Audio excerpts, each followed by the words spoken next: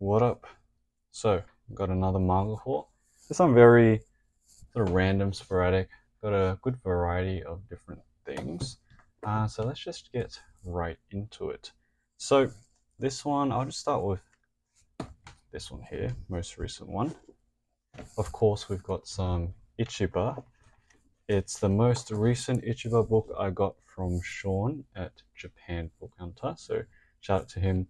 This one, I believe, so I don't know, I'll have to translate it, but on the back, it's got 90s No Return, Violence, Vision Painter, Ichiba.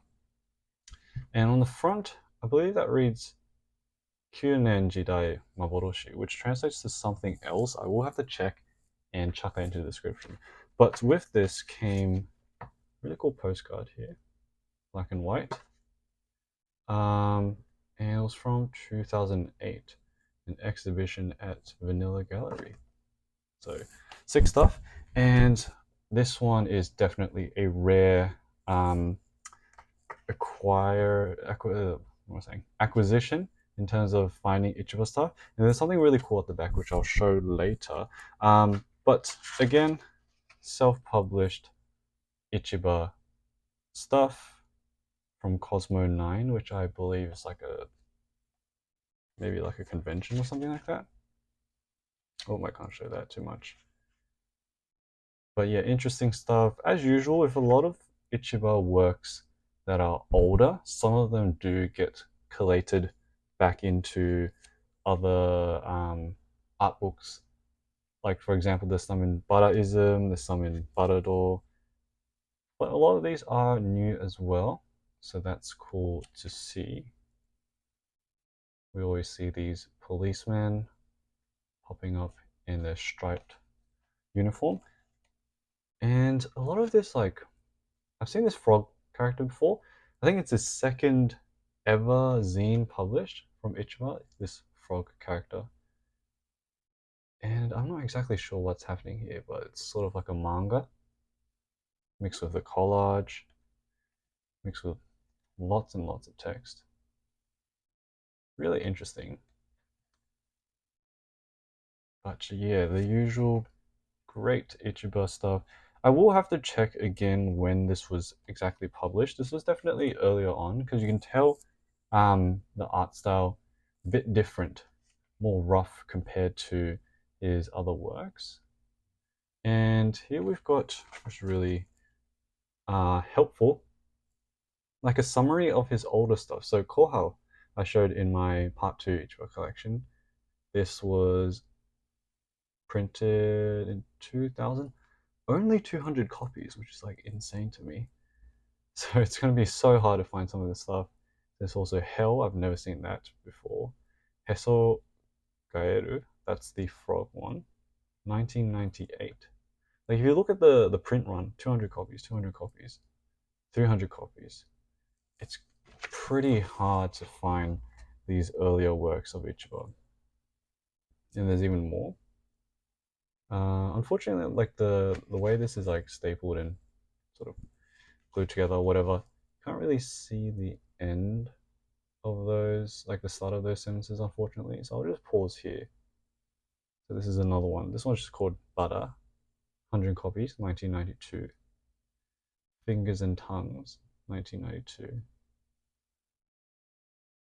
What does it say? Something of Women, 200 copies, 1996. I was wrong, actually. This frog one isn't the second one. That's 1998. Got a 37-year-old, an infant, only 100 copies, 1990. Faces, also 1990, 100 copies. This reminds me of like Maruo, Suehiro a bit. Those faces right there. And No Way Out for Daisuke Ichiban, 1991, 200 copies. All these out of print, of course. I've never seen any of these on this page right now.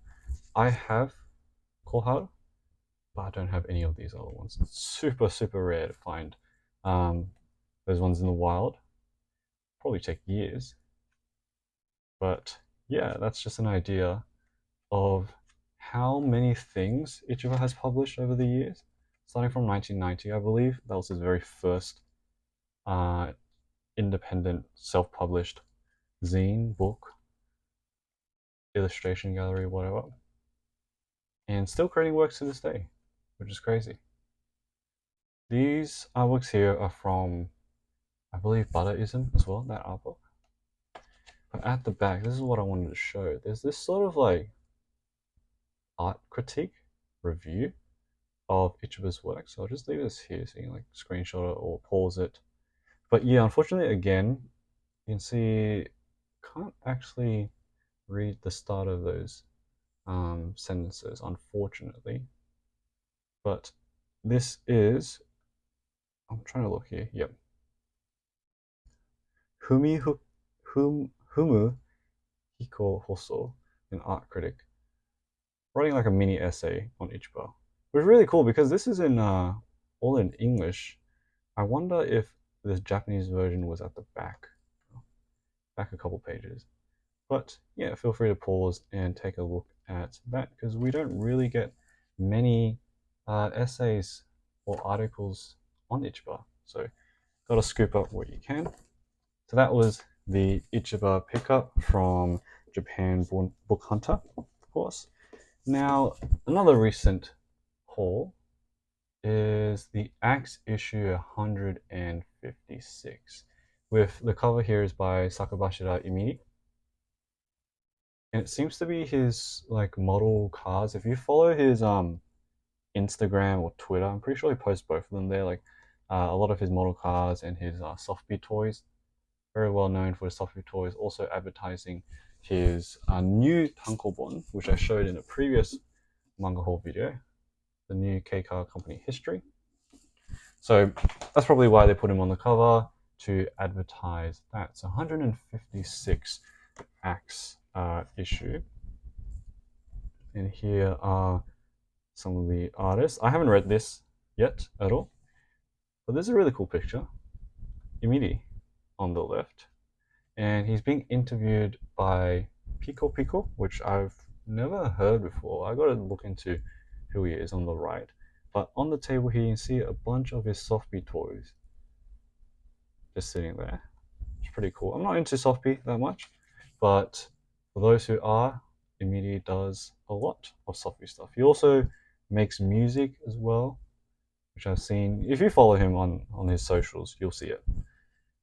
But yeah, a lot of pages of interviews between the two, and the rest of them we go back to the manga. So here, Mori no Daichi, it's the third chapter. I haven't really caught up with Axe. Like, I've been recently reading more Garo, so Axe have just been, it's just been taking a backseat a little bit, but I have plenty of Axe issues to read up on. So I'll just flick through this issue here. But yeah, looking at the latest Axe issues, they've been really fun. Have I made a video on it? No, not yet. I should probably make a video on like an Axe issue soon because I made a couple on Garo flip throughs, but not on Axe as of yet. I probably should in the future because especially with the earlier Axe issues, like first 10 issues, first 20 issues, you see a lot of overlap between Garo artists and Axe because people moved from Garo to Axe when Garo was sort of ending. And what is really cool about the latest issues are these here, this chapter here. Where does it start?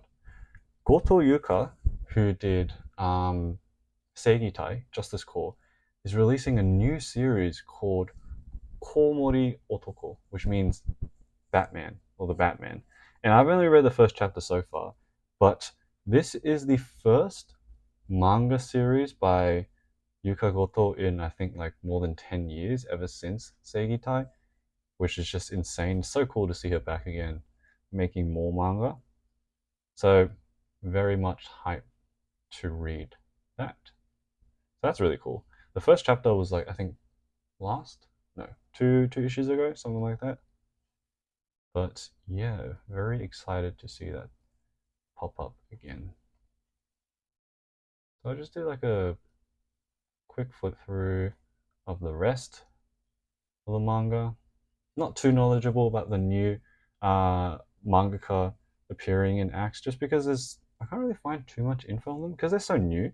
At least with Garo, the artists themselves, they're established, and there's a lot more information on them. You can find them on wikis and all that type of stuff. But at least for the recent Axe issues, kind of hard to. Here we've got a chapter by Koichi Matsuda. We go follow him on Instagram. Does like a combination between his art style. I keep like saying to myself, like Toshio Saeki combined with Ebisu. Toshio Saeki in terms of the color, which it's not color here, but definitely the facial expressions, the character designs, Ebisu derived, I would think. It's pretty cool. Yeah, more manga here. I just always love the variety of stories, variety of art styles. Although it definitely leans towards more Heta Uma with Axe, you still see a lot of different ways of conveying stories, the characters, their emotions, all that. Oh, and there's some advertising here. This is the Hino Best Works, which I did show in the manga hall. This one's by Yuzuki Kazu. I also picked that up. I'll show that in another video. And this Kaiki Anthology number 8. I have up to 7, but I don't have 8 yet. But yeah, and this Kappa focusing, I don't know what this is. I think in a lot of the recent ones, Kappa focus has been appearing in the Axe issues, and they're just like one-page random things. I don't even know who does them. They're weird. It's cool. And I'm so hyped for this. I really want to pick this up as soon as this is released. Rakuen by Moriguchi Yuji is an art book that he's releasing. It will be A5 size, 5,000 yen. It's been delayed for quite a bit, so my eyes are very peeled for this because I'll put in his socials as well. Very delicate and sort of elegant art style. And this is, I believe, is this a second? No, this is a reprinting of one of Maruo's old works. So yeah. Oh, there you go. And that's the book that I showed of Emiri. So that was Axe issue 156. Really cool that, being able to follow a magazine every month. Like, yeah, you got your Shonen Jumps and all of your seinen magazines, but the spiritual successor to Garo, just having that every 2 months, picking up an issue, really nice feeling. It was really cool. But yeah, that was Axe. Now this is also another book that I picked up, more contemporary, published 2023, so last year. Yep. This one is called The World is Her Aquarium by Fumi Nakahara. And love the cover of this. I firstly saw the cover somewhere on Instagram, something like that, and straight away captured my attention. Here's the back. So it seems to be a sort of like slice of life series, and I don't know too much about it, but the premise is our main character here, she's got, depending on her mood, I think, different sea creatures appear around her. So you've got like sharks, fish, stingray, that sort of thing. And I like to balance my reading. I love Gara, I love alternative manga, but I like to balance it with more contemporary stuff, dramas, romance, short stories, whatever. Because I don't really like being holed into just one thing to read. So that's why I like going back and forth. Garo one day, maybe something wholesome the next day, maybe some Edo Guro the day after, stuff like that. So I do also want to reflect that in my videos as well. So giving a variety of different reads and recommendations based on what I read. So this one looks very, very interesting. and just wholesome stuff, which I feel like everyone needs. A little bit depressing to just be reading one thing the whole time. So yeah, the world is her aquarium. Fumi Nakahara. All right, let's continue. This one is an English manga pickup that I got a while ago, maybe a couple months ago, something like that. So, the Tetsu Pendium Tawarapedia. So, the best of Tetsunori Tawaraya from 2002 to 2012. And this one's a very big book. Released, published by Hollow Press. And here is sort of summary of Tawaraya. You should also follow Tawaraya as well on Instagram. He has his own store. Well, he sells prints. He sells, I think, hoodies. He also makes music. He has some exhibitions sometimes too. Got a little thing at the back here. But I actually haven't gone through this yet. So it seems like a combination between illustrations, so black and white. They're all black and white illustrations and comics. Well, I love the character designs, the monster designs Tawaraya has. So cool. Yeah, we've got some comics here as well. And this is value because I got this at a pretty decent price, and like it's a gigantic, I think, 400-page book. Yeah, like pretty much 400 pages of his art because I'm actually more used to seeing his posters and his color art. So it's cool to see his black and white stuff as well. I do have a couple of prints from him, like risograph prints, and I've got some other smaller art books of him as well. So in the future, I'll probably show him off. But I highly recommend this. This is the only like manga comic thing that Tawaraya has put out. He mostly just puts out illustrations or prints. So highly recommend this. Can't wait to get into this. And I kind of want to save this as well. Like there's 400 pages of this. So every day maybe just flick through a couple of pages because it's the only book he has out at the moment.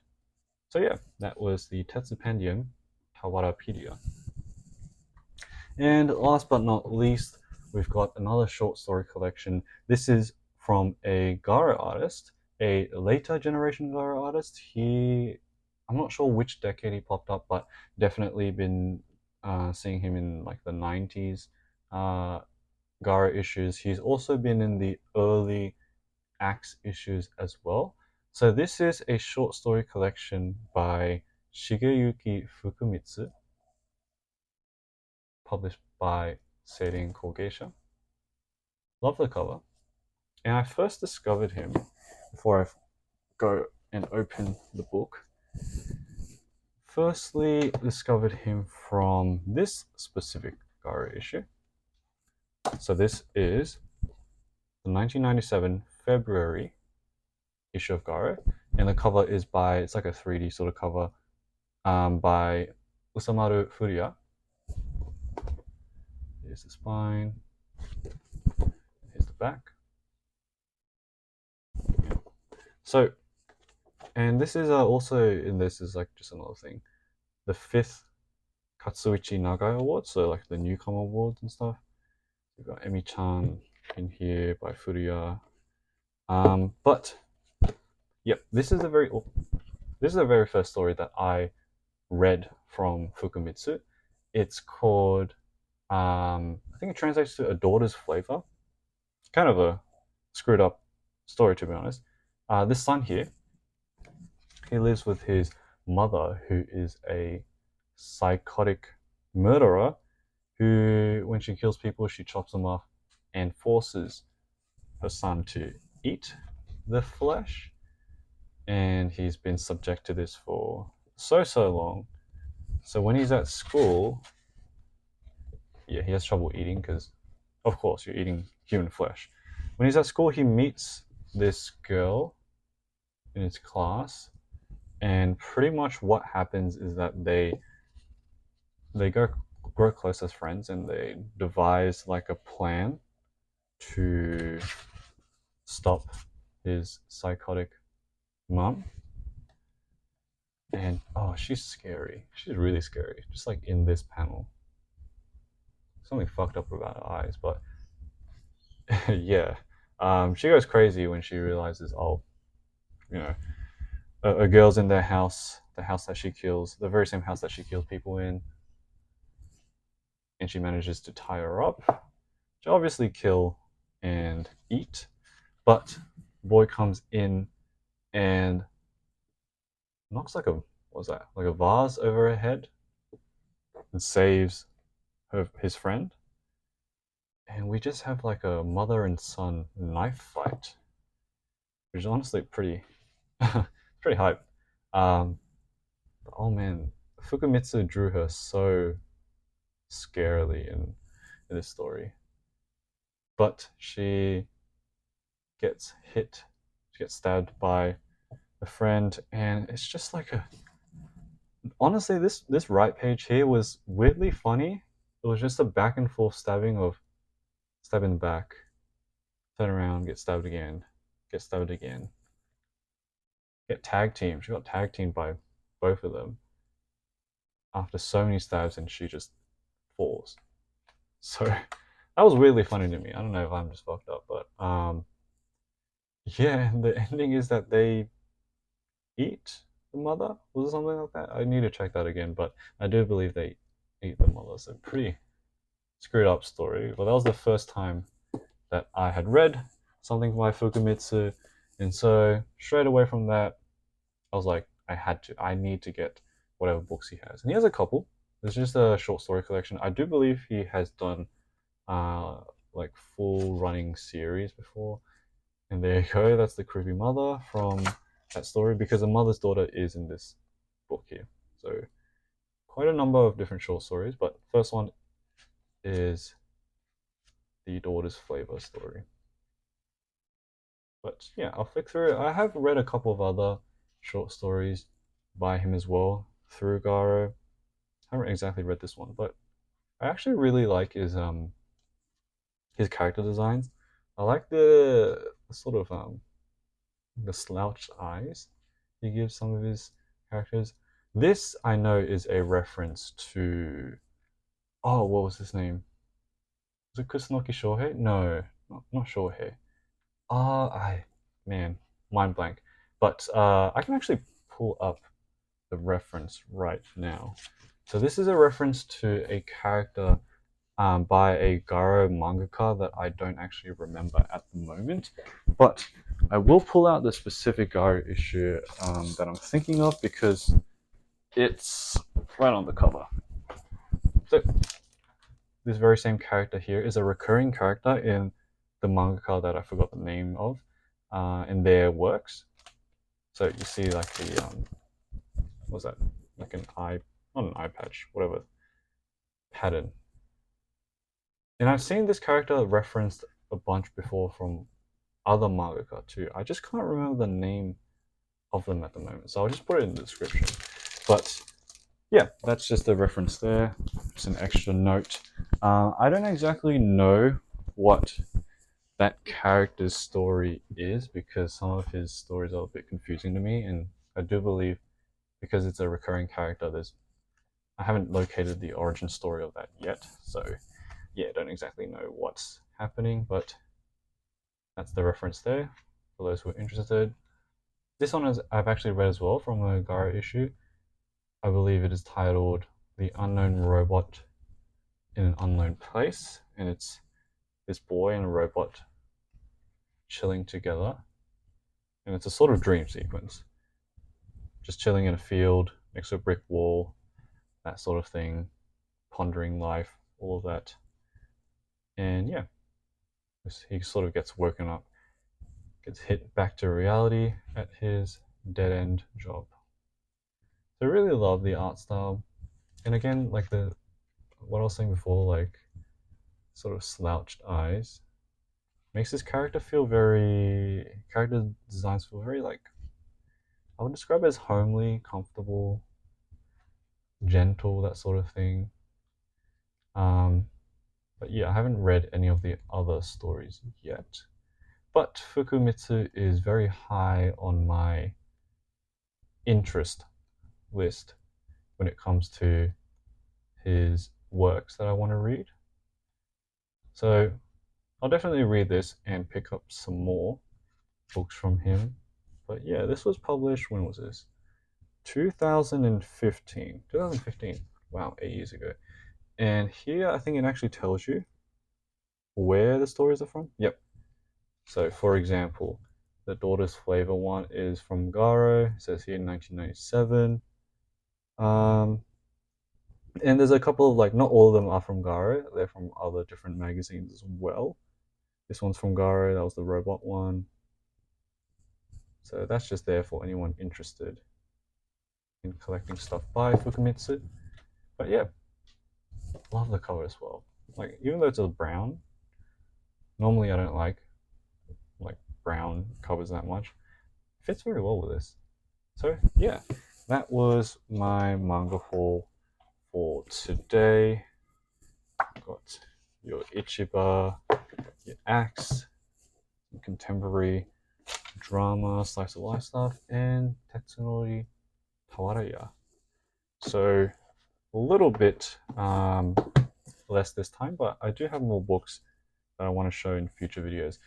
In actuality, what's the date today? I think today is like the 9th or 10th, something like that. I haven't recorded a video in ages. I think like over 2 weeks, something like that.